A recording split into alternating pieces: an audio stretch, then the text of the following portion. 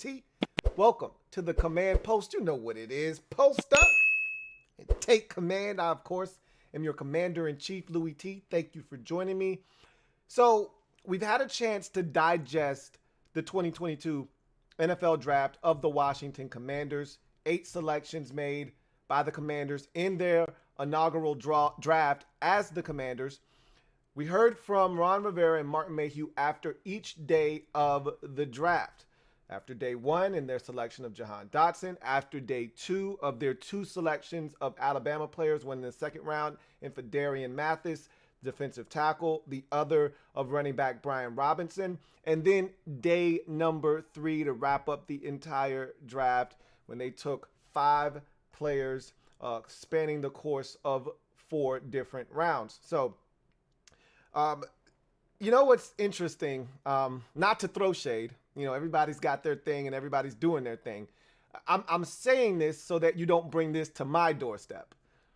I'm not the guy that talks about undrafted players. So you can not ask me about them, okay? Because generally speaking, and there may be 1 or 2 of those guys that actually make the team and actually have an impact, okay? And I'm rooting for those guys. Good for them. They get an opportunity. They were overlooked. They weren't selected in the draft. They got an axe to grind and a chip on their shoulder. That's great. I'm not the guy that's looking to get you hyped up about a dude that got passed over by all 32 teams, 8 to 9 times. I'm good, okay? What I'm essentially telling you is I'm not the hype guy that's going to tell you this is the next such and such. So you should be excited about that because those guys generally don't make the football team, okay? What was interesting, too, is that we drafted 2 guys in the 7th round. Not a single question was asked about those guys at the press conference of Ron and Martin Mayhew in day number 3 to wrap up the entire draft. So that tells you that, the 7th rounders are, they're cool. But I said that to say this. Don't ask me about any undrafted guys. I don't care. Simple as that, okay? I root for those guys. Good for them. They get an opportunity. Don't ask me about any undrafted guys, okay? I'm not getting excited about undrafted guys. Last year was a lot easier because we had 1. And it was actually a player that we all knew about and that you could get excited about because we could use one of those guys on the football team. We didn't have a ton of depth at running back, and there was a competition there, and ultimately they decided to keep Jarrett Patterson and move on from Peyton Barber. But generally speaking, don't ask me about undrafted guys, okay? You want that, go to a different channel, okay? That said, because I know the questions are going to come. Hey, you should go watch this guy. No, I don't need to watch that guy.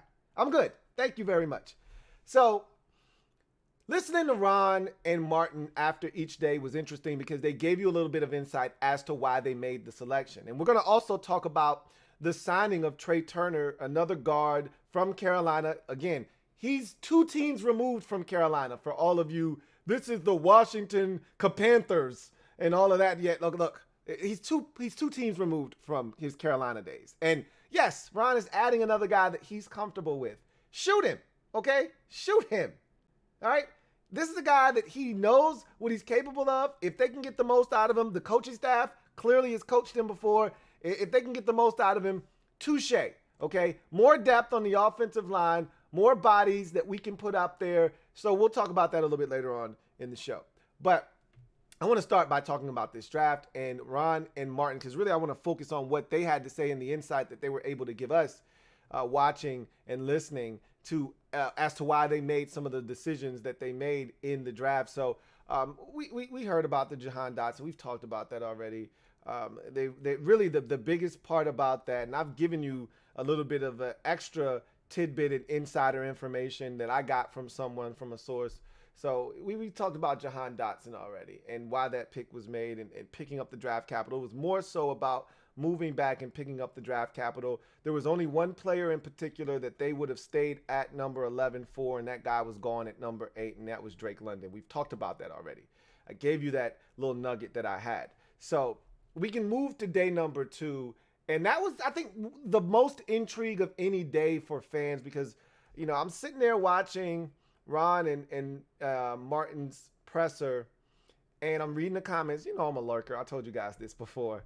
So I'm lurking as I often do.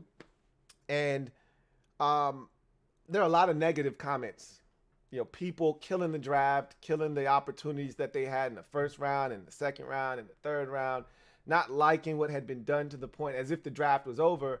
And then it was so funny because I watched the day 3 video and I'm looking at those same comments, and now those same people that were so negative the day before were so positive or felt so much better. And I'm like, that's the stuff that irks me as a fan, is that so many fans are just on a whim. They're excited 1 minute, they're flying off the handle the next.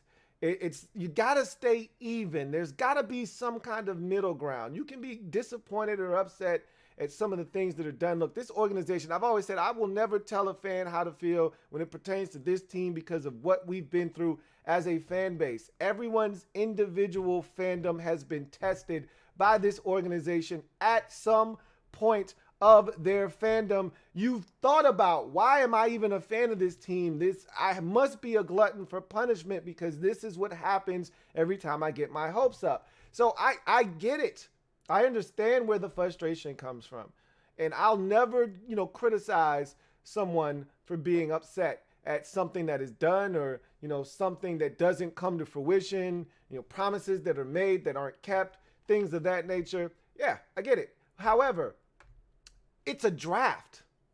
We have no idea how good or bad any of the players, including the ones you wanted them to take, are going to be. Okay? I can't tell you how many times I was wrong about a player, thinking about wanting this guy versus wanting that guy, and they shouldn't have taken this guy. This guy can't play, or he's not physical enough. And then the guy gets here and it's totally different. And a lot of times you have no idea what you're looking at. You have no idea what that guy's being coached to do. You have no idea how he's going to be utilized here versus how he was utilized in college. There's so many different, the thing I always try to focus in on are the traits that carry over. The things that, no matter what scheme you're in, no matter how you're being coached, these are the things that stand out, okay? And a lot of times it's raw attributes. That's the stuff you can't deny. Like, you can talk about the level of competition. We hear Ron and Martin talk about level of competition all the time, how they want to see guys playing against guys that are going to play on Sunday. That's why they love the SEC guys. They love the Big Ten players. They love the guys that play at the premier schools in the Power 5 conferences. It's so much easier to diagnose what you're getting because of the talent that they're playing against. So you hear them talk about that all the time. But you know what? It's not like we take all SEC, all Pac-12, all Big Ten, Big 12 school players. Okay, Percy Butler went to Louisiana. That's a Sun Belt Conference player. Okay, Cole Turner came from Nevada. That's out in the whack. Okay, in the Mountain West Conference. So again, you don't really know what these guys are looking for in particular, but you can see certain skill sets that transfer, okay, over. And when you look at a guy like, for instance, Cole Turner, the first thing that jumps out at you is his frame.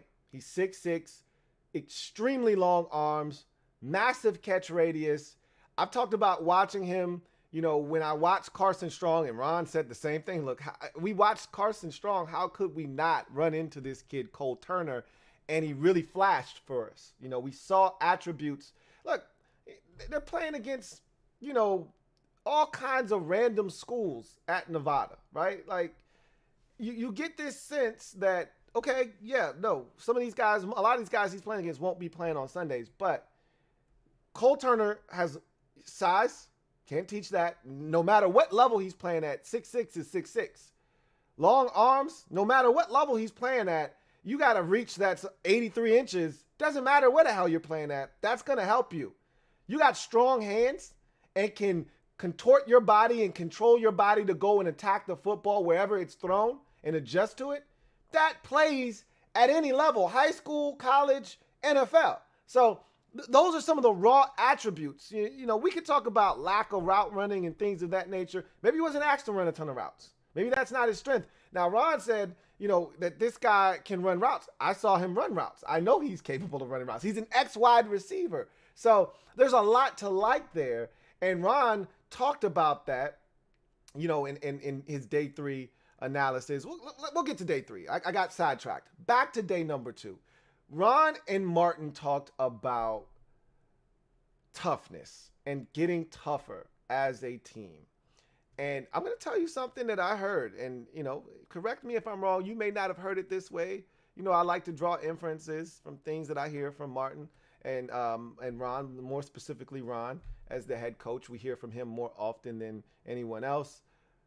Did you hear that Brian Robinson could easily overtake Antonio Gibson as the starting running back at some point? Not saying that that's the way it's going to, end up happening, or that's, what they intend on having happen. But clearly they were not happy with the level of physicality that they got from Gibby last year. And that's apparent. And I told you guys, everybody's, Gibson's 6'2", 230 pounds. He's a big back. He can be physical. And I'm like, yeah, but that doesn't mean that's what he is. He's not a natural running back, first and foremost. He's a wide receiver. So that physicality that comes with playing the running back position, he didn't have naturally. He's still growing into that position. And one of the things you get from playing running back over time is you build up a callus to getting hit and being physical. Not to say that Gibby isn't physical. We've seen Gibby be physical, finish runs. But it's one thing to be 8 yards down the field and finish a run physically. And it's another thing to have a guy shoot through the A-gap before you even really get your bearings about you. You just got the football. And now you got to figure out a way to get 1 yard on 3rd and 1. That's not Gibby's game, okay? It's another thing to crash into the offensive line that isn't generating any movement on 3rd and 1, and you need to find a way to burrow yourself through a hole and get physical and man up and find a way to get a yard. It's not easy, and not everyone can do it. And that's why Peyton Barber was a different breed, and that's what we lacked last year. And clearly, Ron felt that we lacked that. And I keep talking about this 4-game win streak that we went on last year because Ron keeps talking about this 4-damn-game win streak that we went on. And he keeps talking about how we were able to control the football and run the football and maintain possession. And it helped all 3 phases of the game, kept the defense off the field, kept them fresh, kept the offense in a rhythm, kept the ball away from the other team's offense, so playing keep away, and it put us in a position to win games. And while that's true, again, we can't run away from the fact that that can't be the way that they intend on playing football, because that's not how this roster is built. We're not built to be a knockdown, drag out, slobber knocker, put your dick in the dirt type of offense where we're running it 35 times a game. That's not who we are. And that's not who Scott Turner is as a play caller. That's not who our offensive line is as a run blocking unit. That's not who we are now. Maybe it changes drastically with the additions of Trai Turner and, Andrew Norwell. Maybe the identity of this offensive line morphs into something totally different. But as far as I'm concerned, that's not who we are right now. And so, and maybe that's why they brought those guys in, because they know those guys are going to excel as run blockers, and that's what they're looking to do, get better and more physically built up front as a run blocking offense. That said, the skill position players that we've brought on board between Terry and Curtis Samuel and now Jahan Dotson, that doesn't scream, let's run it 35 times, okay? We still want to score points. That 17-15 bullshit we pulled during that four-game win streak, that's not going to win you very many games in this league. And I know Ron understands that, but the fact that he keeps talking about that 4-game win streak, he keeps talking about, what we were able to do on that 4-game win streak and running the football, which was a good stretch when we ran the football during that 4-game win streak. It was a good stretch, but by no means is that something we're looking to duplicate in terms of the scoreboard.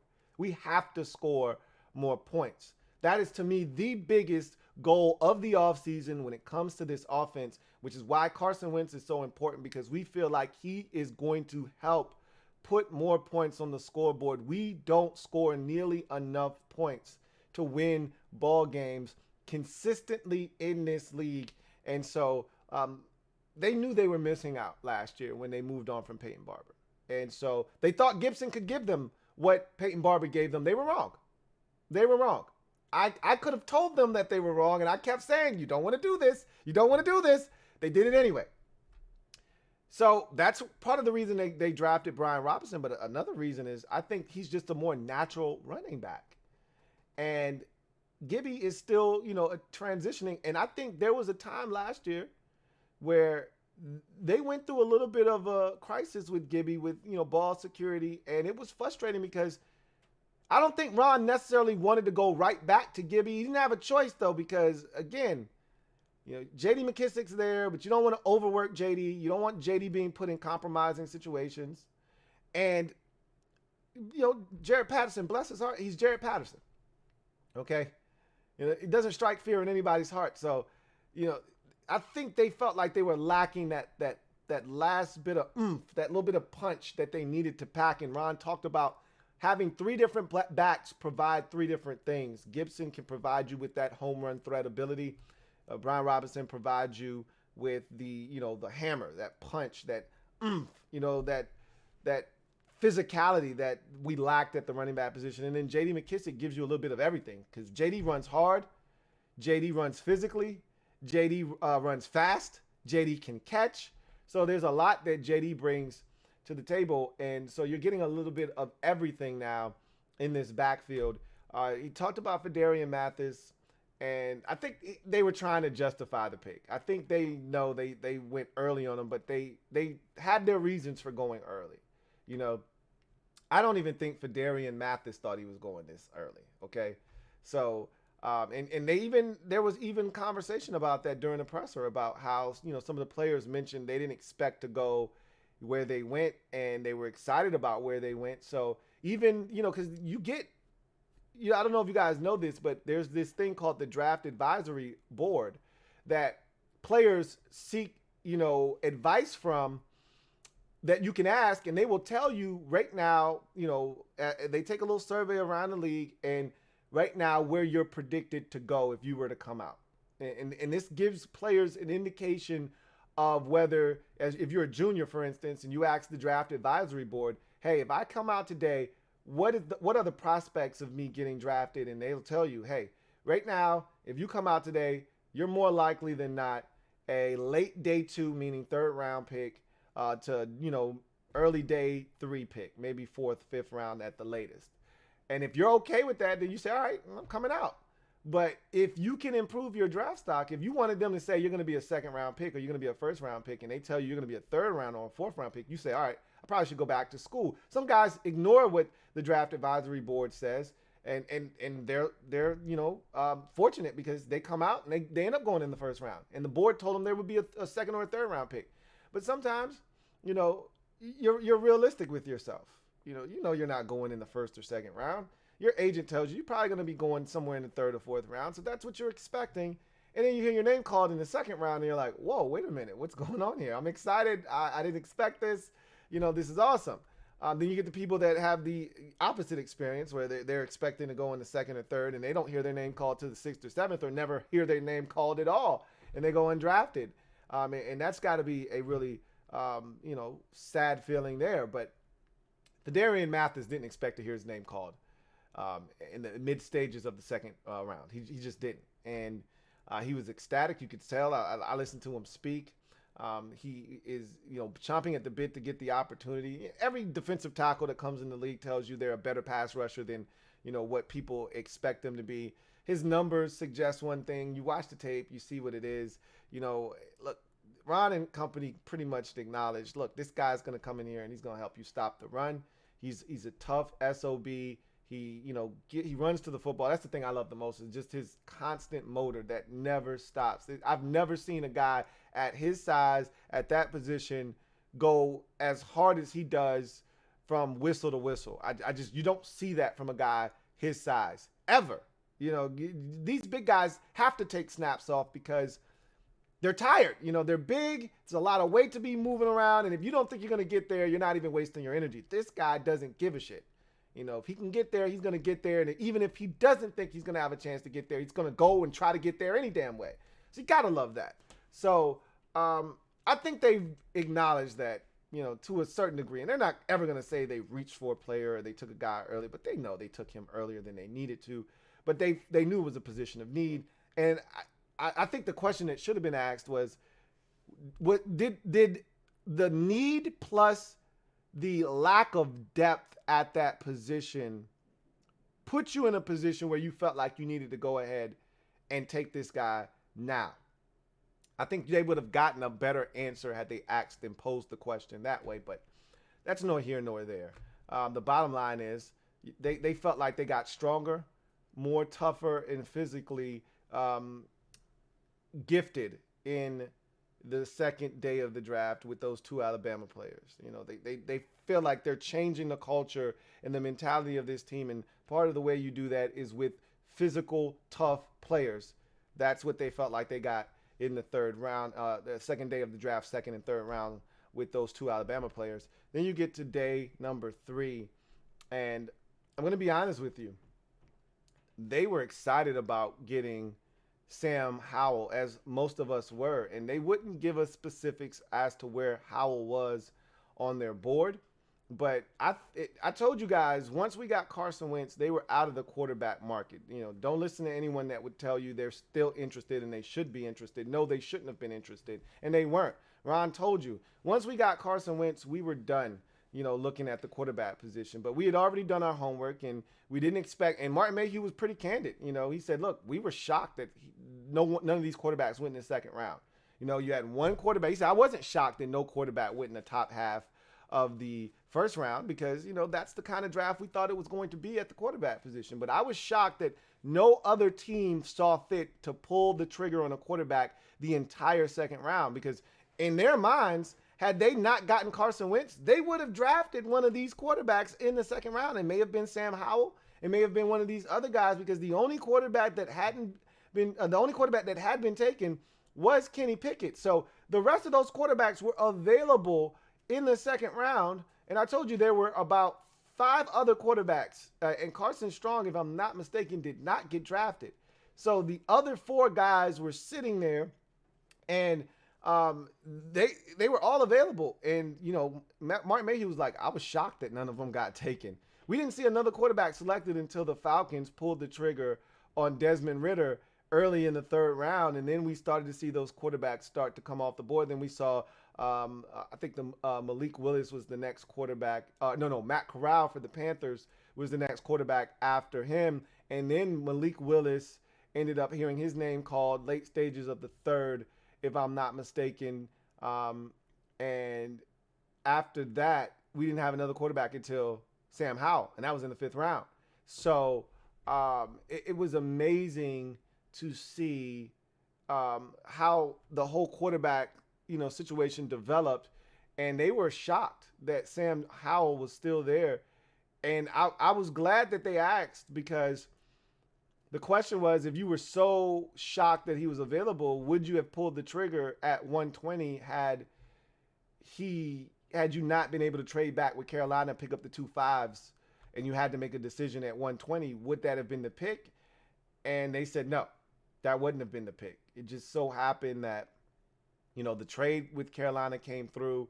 They were able to trade back, pick up 2 5s, which put them in a position where they could, they netted another opportunity in a prime round of, round 5, which is what Martin Mayhew talked about prior to the draft. Rounds 2 through 5 being, really the high value rounds in this draft, because of how many prospects were going to be in this particular draft class because of COVID and getting that extra year of eligibility and guys taking advantage of that.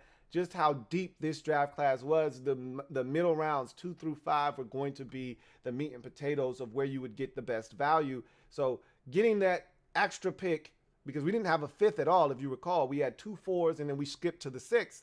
So you trade one of those 4s, you get 2 5s. They felt so good about that. You give up the 6th because that's not important. And so you get 2 5s.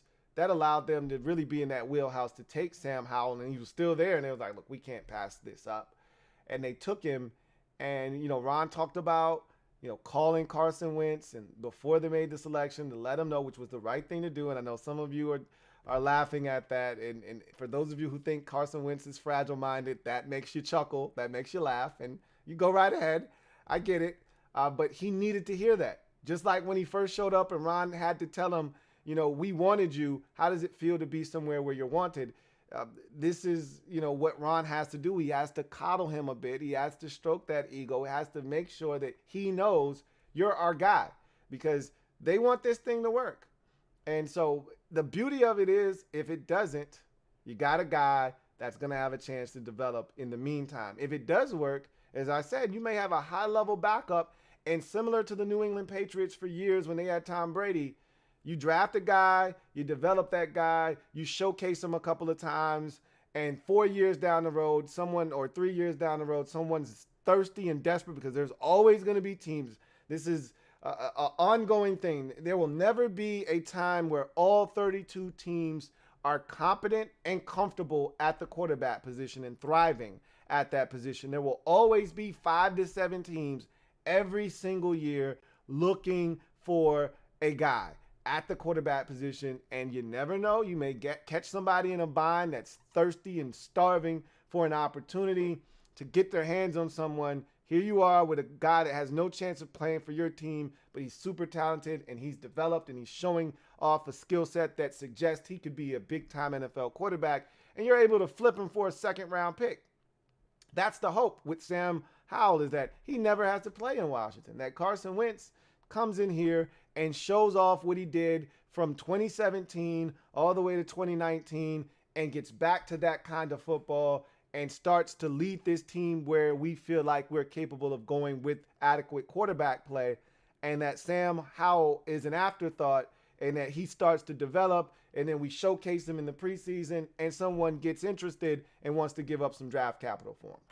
That's the hope, but worst case scenario, Carson doesn't work. You got Sam Howell here. He continues to develop, and at some point he gets in and he hopefully showcases what made him a guy that this team was interested in, and they would have pulled the trigger in the second round. Trust me when I tell you, listening to them talk, they would have pulled the trigger on him in the second round had they not traded for Carson Wentz. They could not have known how this draft was going to turn out. What's a really interesting question, and would be something that you'd have to, inject both Martin Mayhew and Ron with truth serum to get a real answer on this. But I'd be interested to know if they could go back, not trade for Carson, and know that the quarterback position was going to shake out the way that it did, and Sam Howell would have been there at 47, and with the rest of these guys, Malik Willis, all of those guys were going to be there at 47, and they wouldn't have had to trade up or do anything rash. Would they have still traded for Carson Wentz? I'm pretty sure the answer is yes, because they want a veteran. Ron's talking about year 3. You're not going to win big with a rookie quarterback. Generally, that doesn't happen in this league. And and if you are going to win big, it's going to be with the guy that was drafted in the first round, more likely than not. A top 10 pick. We're talking about guys that are being drafted in the second round. They're being drafted in the second round for a reason. So highly unlikely that you're going to win big with one of those guys. But that said, that would have been interesting to find out, but you'll never know the answer to that. At least you won't know anytime soon. Anyway, they were adamant that they got a steal with Sam Howell, which we all believe they did. They loved the Trai Turner selection. I talked about it ad nauseum about how they met with him and they were really impressed with him. And clearly they were. They pulled the trigger in the 5th round. And they really talked about Percy Butler and how he brings athleticism, speed to the table, versatility, which I talked about. You got to see him in so many different alignments at Louisiana that they're comfortable putting him on the field. And I told you, it's a little bit different than, the safety that we took last year out of Cincinnati, who I saw him as a special teams guy. I don't see the value here as a defensive player, but Percy Butler is different for me. I do see the value of him playing defense, and they think he can help right away. So, I'm going to tell you this right now. Of the players that they took, I think they were most excited about Sam Howell and getting him in the 5th round. I think the guy that they think can help the most right away is Percy Butler. And I think the guy that they're most intrigued by, that they think could have the highest upside of anybody in this draft class, is Trai Turner. You should have seen Ron light up when he started talking about Cole Turner. So I think they felt like they came away with some gems in the day number 3 of the draft. And, it'll be interesting to see. They love Jahan Dotson. They think they know what they're getting out of him. So they're not as concerned. It'll be interesting to see what happens in day number 2. I think Brian Robinson is a guy that they know they can count on. Now Phidarian Mathis is going to have to come in here and show and prove. And if he does that, this could be a really strong draft class. It really, truly can. So they're excited about what they did. They should be. 8 players filled a ton of voids and vacancies on this roster. Now the biggest question is linebacker. They didn't do a lot there. They didn't do anything there, as a matter of fact. Ron, I told you, Ron told us, and I told you when Ron speaks, you should listen. Draw inferences from what Ron is telling you. Ron told us, hey, we're comfortable with Cole Holcomb playing middle linebacker. And then Martin Mayhew doubled down on it. And I said, when they're telling you that, it's because they envision themselves not getting a linebacker, and they're trying to wrap your brain around the fact that we may not draft linebacker.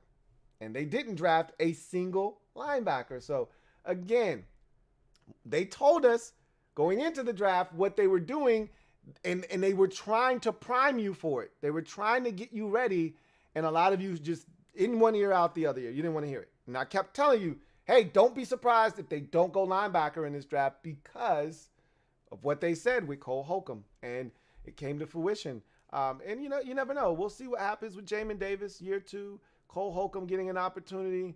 I think they already brought back David Mayo, which, he's the new John Bostic now, where you're like, okay, don't want him on the field, but we'll see what happens there.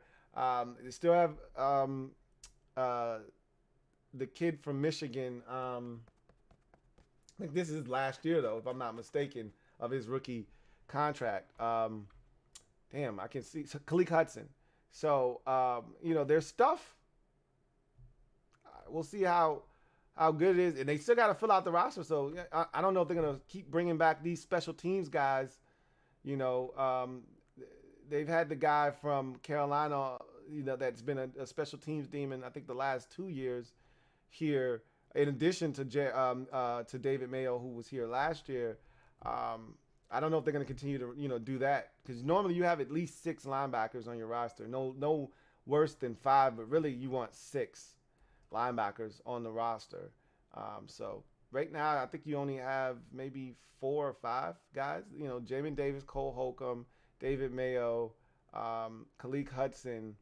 Like, that's it right now. I mean, anybody else is either for special teams purposes or, it's a guy that's off the beaten path that we're not really aware of. But that's the group right now, essentially, So we'll see, what they decide to do.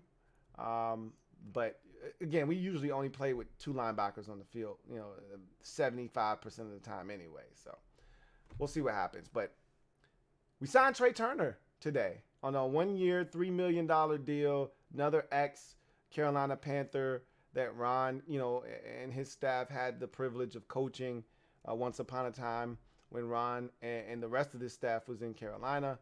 Just like Andrew Norwell, who we signed earlier in the offseason, bring in another guard that's going to compete. And nothing's guaranteed to either one of these gentlemen. I'd like to think that Andrew Norwell is probably your starting left guard, and that Trai Turner would come in and more likely than not compete for the right to be your starting right guard. It feels a lot like last year when we signed Bobby McCain and when we signed Charles Leno Jr. After the draft was over, those guys got cut loose, and we brought in those veterans, and it wasn't a competition. Those guys were going to start. Bobby McCain was your starting free safety, and Charles Leno Jr. ended up being your starting left tackle, and it really wasn't a competition for either of those positions. This kind of gives me those vibes where they're bringing in Andrew Norwell and they're bringing in Trai Turner, and I think Norwell more so than Turner is going to be a starter. I think Trai Turner is going to have to compete, but I think ultimately it's his job to lose. I don't think they're going to just crown him the starting right guard, but I think they are going to give him an opportunity to be the first to have that first crack at being the starting right guard. And, if he just comes out, does the things that they know he's capable of doing, it'll be his job. But make no mistake about it, what it provides, whether he's the starter or not, what it provides us with is depth, because you're getting a 5-time Pro Bowl guard in Trai Turner. Now, he hasn't been a Pro Bowler since 2019, and he's been on 2 different teams the last 2 seasons. He was with Pittsburgh 2 years ago. Traded the Steelers and the Chargers traded, Russell Okung, the Panthers and the Chargers traded with one another. Russell Okung to the Chargers or to the Panthers in exchange for Trai Turner, who then went to the Chargers. And he was, I think, in year 2 of a 4-year deal that he signed that was pretty lucrative. He plays 1 year with the Chargers, and they cut ties with him, right? He was not impressive. They didn't get what they thought they were going to get out of him, and they moved on from him. And then the next year, he signs a 1-year deal with the Pittsburgh Steelers. Doesn't really, amount to much there. He's back out on the streets, and that's where we swoop in. So this is his 3rd team in 3 years, 4th team in 4 years. Okay, 4th team in as many years. So he's been well traveled as of late. After being a 5-time Pro Bowler from 15 to 19, he's now a guy that's been on 4 different teams in 4 different years, and he's not what he used to be. But maybe if he gets back with the guys that had him playing the best football of his career, maybe he'll get back to what he once was. We'll see if that's what happens with Trai Turner or not. There's also a history of concussions with Trai Turner. 2 of his seasons have been ended by concussions. So that's also something to keep a note of. But that's not something I'm too concerned about. Again, what this provides us with is more depth. Whether he starts or not, whether it's him or it's Wes Schweitzer or it's Sadiq Charles starting at right guard, I think Norwell is the one you can go ahead and write in pen, okay? I would pencil in Trai Turner, but I want to be able to erase that and write in a different name just in case. But I think we already know the names that are in Magic Marker, okay? The names that are in Sharpie are Charles Leno Jr., Chase Rouillet, and Sam Cosmi. Those are in Sharpie, okay? You don't have to worry about those. You can go ahead and write Andrew Norwell's name at left guard in pen. Make sure it's an erasable pen, though, okay? Make sure it's one of those pens with the eraser at the top. You still can see it, right? Erasable pens are trash, but at least you can get rid of it to a certain degree and write over it. I still think he's going to be there, which is why you can write it in pen. The right guard with Trai Turner is interesting. Write it in pencil just in case, because nothing is etched in stone there. I think it's a competition. I think it's one that Trai Turner ultimately has the inside track on, but nonetheless, write it in pencil and see what happens there. I love that they brought him in here just because of depth purposes, as I mentioned, because I really want Wes Schweitzer on the bench. I've said this already, not because Wes can't start, but because of what Wes provides off the bench. Worst case scenario, somebody goes down. I feel great. Not good, not okay, great that Wes Schweitzer is coming into the game. And whether that's at guard or center, doesn't matter to me. I feel great about Wes Schweitzer coming in at either of those positions. As a matter of fact, I'd like them to re-sign Wes Schweitzer. When his contract is up at the end of this season, I'd like them to re-sign Wes Schweitzer. If they don't have a guy that can give them Wes Schweitzer type of, snaps and quality as a backup, then I would like them to bring Wes Schweitzer back. If he continues to play at the level that he's played at these first 2 years that he's been in Washington, after signing that 3-year, $13.5 million deal, I really like Wes, and I'd like to have Wes back. So if he continues to play at the level that he's been playing at, I'd love to have him back. He's been that good and that reliable for this football team since coming over from the Atlanta Falcons. So that's essentially where we are. We're going to have a lot to discuss on a Thursday night with this football team when we go live for the Command Post Live. There's going to be so many different topics to kind of unpack, so many things that I think are starting to come into focus with this team. And I read an article about Curtis Samuel and how he's feeling right now. And There's a lot of excitement, man. This is what the draft and the offseason tends to do. And I think there's still yet another wave of free agency for this team. I still think there are one or two more free agents that they're ultimately signed. You know, whether it's Landon Collins, a lot of you want Landon back. I don't know if he'll be back or not. I don't know if he'll find another home. He may find somewhere else to go.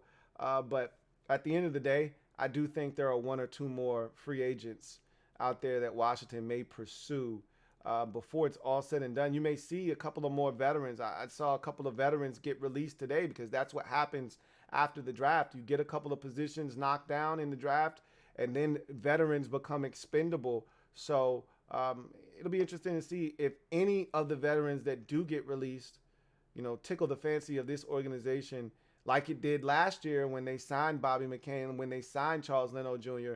You know, those things are still yet to happen, but there will be two or three of those that do happen that you don't see coming. And, you know, will Washington be in a position to pounce on it like they were last year? We will see. But as of right now, this roster is in a pretty good spot. And I like what they did in the draft. And we'll see if the biggest thing isn't the players that we just got in this draft. It's the continued development of the players that we've drafted in the past.